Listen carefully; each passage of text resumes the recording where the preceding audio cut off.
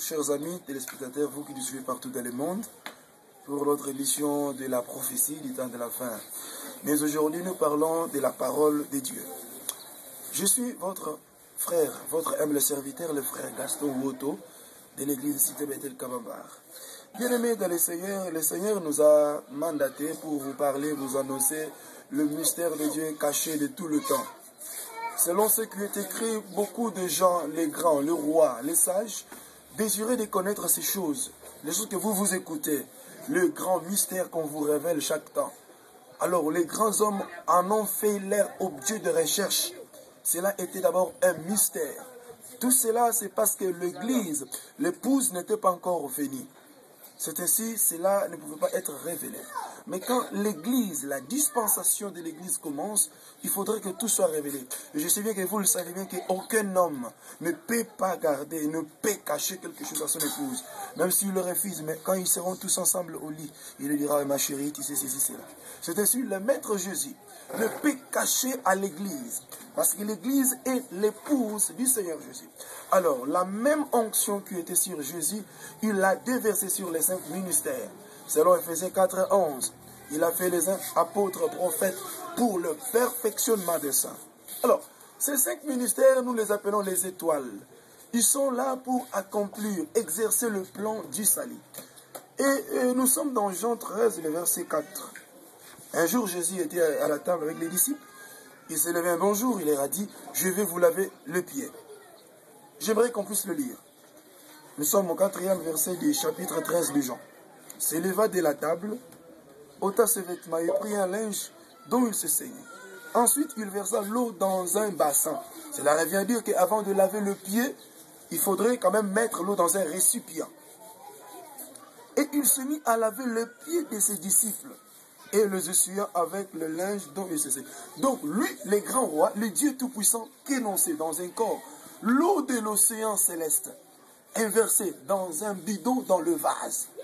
Il s'est depuis, lui qui était chef, lui qui allait se faire mettre, lui à qui on allait laver le pied, mais il se met à laver le pied des disciples. Maintenant, au 6e verset, qu'est-ce que la Bible nous montre? Il vint donc à Simon-Pierre, et Simon Père lui dit, toi, Rabouni, me laver les pieds. Jésus lui répondit, ce que je fais, tu ne les comprendras pas maintenant, mais tu les comprendras bientôt. Pierre lui dit, non, jamais tu ne me laveras le pied. Jésus lui répondit, si je ne te lave pas le pied, tu n'auras point de part avec moi. Je pense que, chers amis téléspectateurs, vous nous comprenez bien que le Maître Jésus voulait dire à Pierre que si je ne te lave pas le pied, tu ne vas pas faire les voyages avec moi. Parce que la vie chrétienne, c'est une vie de voyage. Amen. Parce que depuis qu'on a quitté le monde vers les trônes, vers les saluts, c'est un voyage. Nous quittons le monde vers l'éternité. C'est ainsi la Bible dit que nous sommes étrangers et voyageurs sur le territoire des hommes. Alléluia. Alléluia. Alléluia. C'est ainsi, quand nous acceptons Jésus, nous sommes appelés à faire ce voyage avec lui. Alors il dit à Pierre, je dois te laver le pied. Et Pierre voulait refuser, il dit que non, si je ne vais pas te laver le pied. Et si tu refuses que je te lave le pied, tu n'auras pas de part avec moi. Entre autres, tu ne marcheras pas avec moi, tu ne vas pas franchir d'autres limites avec moi, tu ne vas pas avancer avec moi. Et imaginez-vous, Pierre savait que s'il n'est pas avec Jésus, n'oubliez pas que c'est Pierre qui avait dit au Seigneur que accueillons-nous encore quand il y a eu abandon des 60 disciples, parce qu'ils étaient 72. Quand il y a eu abandon des 60 disciples, ils sont restés au nombre de 12. Et le Maître leur a dit, et que cherchez-vous? Pourquoi vous n'êtes-vous pas partis comme les autres? Il a dit, accueillons-nous. Pierre savait que si je m'abandonne, je l'abandonne. Et s'il me laisse, je vais crever. Et maintenant, qu'est-ce que Pierre dit? Écoutez, bien-aimés dans le Seigneur. Simon Pierre lui dit, non Seigneur, non seulement les pieds, mais encore les mains et la tête. Alléluia. Amen. L'apôtre Pierre, tout en connaissant les Écritures, tout en connaissant la parole, quand le Maître dit que je te lave les pieds, et quand on l'a donné les conditions sine qua non, il dit non Seigneur, ne me lave pas seulement le pied, mais lave-moi le main, la tête. Cela revient dire, quand on parle de la tête, on voit le visage, et longi. Je pense que c'est ce qu'on dit en lingala. Et le pied. Pourquoi l'apôtre Pierre a eu cette réflexion? N'oublions pas que quand Dieu a appelé Moïse sur le mont Sinaï, il a parlé à Moïse, il a donné à Moïse l'ordre de bâtir les tabernacles. N'oubliez pas que dans la terre égyptienne, Moïse ne pouvait pas bâtir les tabernacles. Parce que sur une terre étrangère, Égypte ne connaissait pas Dieu. Égypte adorait le dieu soleil, Osiris et quoi qu'on sorte. Il ne connaissait pas Dieu. Alors que Dieu parlait à Moïse et à Aaron, que Dieu au Pharaon, de libérer mon peuple, que mon peuple aille me servir où? Dans le désert. C'est alors que dans le désert que Dieu se révèle. Or, Amos déclare, je t'amènerai dans le désert pour que je parle à ton cœur. Cela veut dire qu'en Égypte, Dieu ne pouvait pas parler à Israël. Donc, il a fallu que le peuple aille dans le désert, et dans le désert que Dieu parle en son cœur. Et dans le désert, Moïse monte au sommet de la montagne de Sinaï. Dieu lui donne l'ordre de bâtir les tabernacles. N'oubliez pas, chers amis téléspectateurs, les tabernacles étaient subdivisés en 3 parties. Il y a le parvis, le lieu saint et le lieu très saint. Dans le parvis, nous avons l'autel des holocaustes. Nous avons la cuve de rein. Nous avons dans les lieux saints la table de pain de proposition, qui avait 12 pains de proposition, selon le nombre de tribus d'Israël. Nous avons le chandelier, qui éclairait le pain qui était dans la seconde partie qu'on appelait la partie du lieu saint. Nous avons aussi l'autel d'or. N'oubliez pas, l'autel d'or n'est pas à confondre avec l'autel des holocaustes. Parce que sur l'autel des holocaustes, on amenait les offrandes, le bélier, les lévites égorgés et les sacrificateurs faisaient les services. Et maintenant, l'autel du lieu saint, l'autel d'or ou l'autel d'encens, c'est là où on brûlait le parfum à l'honneur de l'Éternel. Là, c'est dans la deuxième partie du tabernacle. Donc, je me répète encore, nous avons la table qui avait 12 pains de proposition. Nous avons les 7 lampes, le chandelier qui était allumé pour éclairer le pain. Et nous avons aussi l'autel d'or. Maintenant, dans la troisième partie, qui était séparée de la deuxième partie par le voile, on appelle ça les lieux très saints. Dans les lieux très saints, nous avons que l'arche de l'Alliance. Or, l'arche de l'Alliance, c'est symboliser la présence de Dieu au milieu de son peuple. N'oubliez pas entre les combats d'Israël et le Philistin, à l'époque de Elkanah, à l'époque d'Élie. Quand ils ont amené l'arche, ils ont poussé des grands cris. Et c'était le désarroi dans les camps des ennemis. Alléluia. Amen. C'est ainsi, le tabernacle était subdivisé comme ça. Maintenant, pour effectuer ces voyages, quitter du parvis jusqu'à arriver dans les lieux saints, il y a ceci. Dans les tabernacles, dans les sacerdoces, il y a 3 types de serviteurs. Nous avons les lévites, nous avons les sacrificateurs et les souverains sacrificateurs. Quel était le rôle des lévites?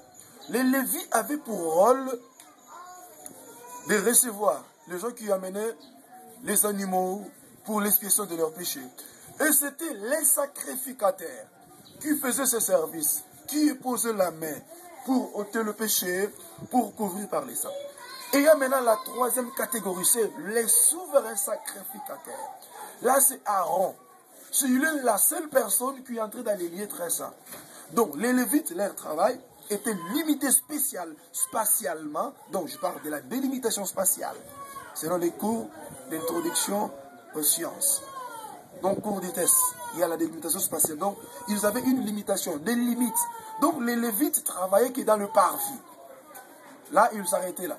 Les sacrificateurs, ils travaillaient dans les lieux saints. Là, ils travaillaient pour changer le pain. Parce que si le pain passe nuit, on changeait, on remplaçait par d'autres pains. Alléluia. Et ils entraient pour chercher à maintenir le flamme, tout en étant allumé. Maintenant, dans la partie antérieure, que nous appelons les lieux très saints, était réservé à l'homme de Dieu, le souverain sacrificateur Aaron. Donc, c'est Aaron qui avait l'accès. C'est lui qui entrait. Donc, il y a 3 types. Les Lévites, les sacrificateurs et le souverain sacrificateur. De même que dans l'Église, nous avons les serviteurs de Dieu, nous avons l'homme de Dieu, nous avons l'homme oint. Les serviteurs de Dieu, c'est toute personne, tout objet que Dieu peut utiliser, que Dieu peut se servir pour accomplir une mission. L'homme de Dieu, c'est un homme que Dieu a appelé, il a donné une tâche. Mais l'homme oint, c'est l'homme Dieu. Parce que l'onction, c'est Dieu. Mais quand l'onction vient dans l'homme, l'homme devient Dieu. Alléluia. L'homme devient Dieu, il est homme Dieu. Amen. C'est ainsi qu'on appelle l'homme Dieu. Parce que l'onction, c'est Dieu. L'onction, c'est les capacités surnaturelles au-delà de l'humain que Dieu verse dans son loin. Et il devient homme-Dieu. Là, maintenant, retournons à nos moutons. Maintenant, dans ce tabernacle qui était subdivisé en 3 parties, les sacrificateurs, avant d'y entrer, j'aimerais qu'on puisse lire la parole. Nous sommes dans Exode chapitre 30, le verset 17. Que disent les Saintes Écritures? J'aime beaucoup la parole, j'aime beaucoup lire les Tanakh, parce que les Tanakh, c'est l'ombre. Alléluia. Amen. L'Éternel parle à Moïse et dit, tu feras la cuve de rein avec sa bassin de rein. Pour les ablutions, tu le placeras entre la tente d'assignation et l'autel des holocaustes, et tu y mettras de l'eau, avec laquelle Aaron et ses fils se laveront les mains, les pieds, lorsqu'ils entreront dans la tente d'assignation. Amen. Amen. Donc je pense que nous avons tous suivi la lecture de la parole de Dieu. Donc ils se lavaient les mains, le pied, le visage, avant de faire leur entrée. C'est ainsi l'apôtre Pierre dit à Jésus, non Seigneur, ne me lave pas seulement le pied, mais lave-moi aussi le main, le visage. Maintenant, montons dans la dimension prophétique. Pourquoi dans les tabernacles, les sacrificateurs entraient pieds nus? Premièrement, le mystère d'Isali se fait pieds nus. Là, j'aimerais qu'on les comprenne. Selon Lévitique, pour racheter, il faudrait que celui qui rachète ôte son soulier et qu'il jette, afin qu'il nous rachète. Jésus, quand il fut crucifié, on l'a troué le pied. Il faudrait que le pied soit nu en entrant dans les lieux très saints. C'est pour cela qu'on a dit à Moïse d'ôter ses sandales, parce que l'endroit qu'il était, c'était l'endroit saint. Alléluia. Amen. Et quand Jean a vu le maître Jésus dans l'île de Patmos, il l'a pas vu avec les sandales. Il l'a vu bien, il dit Amen, frère Carlo. Amen. Il avait le maître ici, qui montre le jour qu'il est monté à la croix pour sauver l'homme. C'est ainsi on le fait pieds nus. Et maintenant, ces pieds nus ne peuvent pas entrer comme ça avec la poussière. Tu viens de parcourir la ville de Kinshasa, tu veux faire. Non, il faut d'abord que tu laves le pied. Maintenant, le pied prend la connotation spirituelle. Il faut que vous me compreniez bien. Si vous n'avez pas une coefficient spirituel, ça sera difficile et désarroi dans votre camp pour que vous me compreniez. Alléluia. Amen. Je l'avais bien dit que dans les tabernacles, à partir du parvis jusqu'au lieu saint, c'est tout un voyage. On ne le fait pas comme ça. Et ce voyage se fait pieds nus. Et pour que tu puisses bien voyager, il faut que tu aies les pieds lavés. Si les pieds ne sont pas lavés, tu ne vas pas marcher. C'est ainsi le maître dira à Pierre que si je ne te lave pas les pieds, tu ne vas pas voyager avec moi. Les gars, je pense que vous me comprenez bien, les gars. Amen. Amen. Amen. Amen. Amen. Il dit cela à Pierre. Si je ne te lave pas les pieds, tu ne vas pas marcher avec moi. Et Pierre comprend que c'était une condition sine qua non. Et le pied, c'est quoi? Le pied, c'est la marche. Tu es chrétien, enfant de Dieu. Il faut que ta marche sur la terre. Oh, merci Saint-Esprit. Un Pierre nous dit, soyez saints pendant les heures de pèlerinage, pendant les heures de votre pèlerinage sur la terre. Donc, notre pèlerinage, ça revient dire un pèlerin d'abord, selon la définition conceptuelle. Un pèlerin, c'est qui? C'est un voyageur. Il est en train de passer, il traverse quelque part. Maintenant, il transite, on l'appelle pèlerin. En lingala, molekinzela. Et maintenant, ce molekinzela ici, il ne peut pas faire l'équibolekinzela avec le pied sale. Il doit se laver les pieds. Parce que dans le monde, il y a les poussières. Tu peux faire quelques distances, tu rentres à la maison. Je pense que vous avez des chaussures. Quand vous faisiez, surtout le temps des langas, quand vous sortez lors des saisons sèches, vous rentrez, il y a de la poussière au pied. Et quand vous arrivez, il faudrait que vous époussez vos chaussures. De même que dans un sens spirituel aussi, nous aussi, des fois on peut marcher selon la parole de Dieu. Nous bronchons d'une manière, d'une autre. Et comme nous bronchons, il faudrait que nous nous sanctifions. Dites Amen. Amen. Il faut que nous nous sanctifions pour laver notre marche. Pour qu'on soit en communion avec le Seigneur. Alléluia. Amen. Donc, je pense que le pied qu'on doit laver, c'est notre marche. Si vous n'avez pas lavé, vous ne pouvez pas marcher avec le Seigneur. C'est ainsi, le maître avait dit cela à Pierre. Mais Pierre lui dit pas seulement les pieds et les mains. Pourquoi les mains doivent être lavées? Les mains, c'est le travail. Les mains, c'est l'œuvre de l'homme. Il faut que ce que tu fais en acte et en parole soit sanctifié et soit lavé. Amen. Si les mains sont impures, comment est-ce que je vais marcher avec le Christ? Parce que le même souverain sacrificateur qui a lavé le pied, il faut qu'il lave aussi les mains. Pourquoi les mains? Pourquoi d'abord les pieds? Parce que ces pieds quittent du parvis jusqu'au lieu très saint. C'est-à-dire, le parvis, c'est le type du monde. Alléluia. Amen. Le parvis, c'est le type du monde. Et pour quitter le parvis dans les lieux saints qui est le type de l'éternité, il faut que le pied soit lavé et soit sanctifié. Amen. Amen. Et maintenant, en pleine marche, l'homme de Dieu, le sacrificateur, dans les lieux très saints, il va toucher les choses sacrées. Si ses mains sont impures, comment est-ce que il va toucher ce qui est sacré? C'est ainsi qu'il faut que le main soit touché, qui veut dire lèvres. Entre autres lèvres aussi, c'est le vêtement.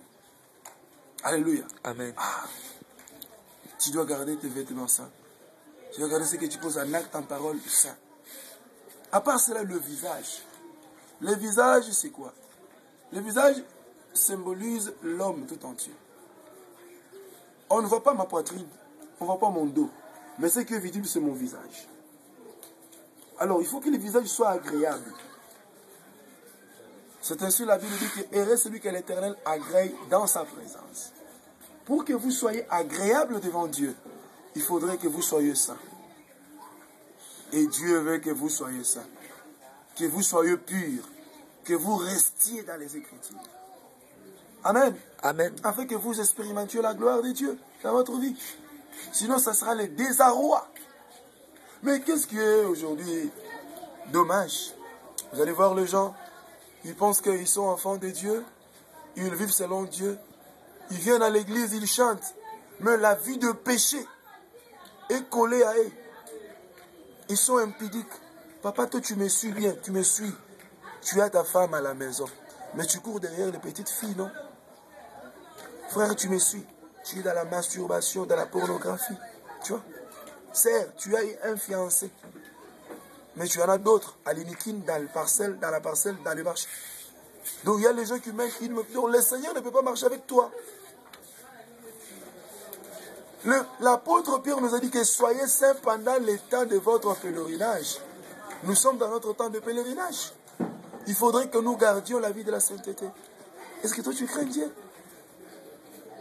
C'est pour cela lui-même, il a pris l'eau.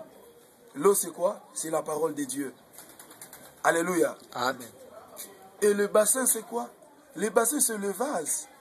C'est l'homme à qui Dieu a mis la parole en lui. De même que je te parle, je suis homme de Dieu. Je suis un bassin qui contient l'eau de la parole, l'eau de vie qui est en moi. Cette eau, c'est la parole qui sort de ma bouche. Je t'apporte la parole de Dieu. Cette parole te lave, te sanctifie. Mais ce qui est dommage, c'est quoi? À Kinshasa, on ne prêche plus cette parole. On a foulé la parole aux pieds. Les gens sont habitués aux hommes de Dieu. Et les soi-disant hommes de Dieu qui prêchent la parole, ils disent que ne faites pas l'impudicité, ne marchez pas mal, mais eux-mêmes ils ne craignent pas Dieu. Non, cher homme de Dieu, écoute-moi. Toi qui me suis sur YouTube, partout, dans le monde. Le messager doit se conformer à son message. Oui. Jean-Baptiste était dans le désert, il prêchait la repentance, lui-même il était dans la loi de Dieu.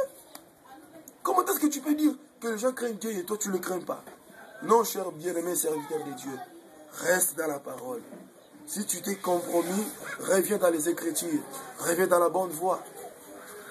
Chers frères, vous partez dans l'église, vous chantez, vous modérez, vous êtes intercesseur, mais impudique. Vous êtes à la masturbation. Vous volez. Vous vendez au marché, mais vous avez un très mauvais mesure. Vous partez en Chine pour escroquer les autres. Vous ne connaissez pas Dieu. Votre place, c'est l'enfer. Si vous ne vous convertissez pas, craignez Dieu. Vivez dans la parole. Que cette parole vive en vous. Que les Écritures entrent dans votre corps, dans la chair, dans l'âme, dans l'esprit. Que le Seigneur, le Dieu de mes pères, bénisse la parole. Au nom de Jésus-Christ. Amen.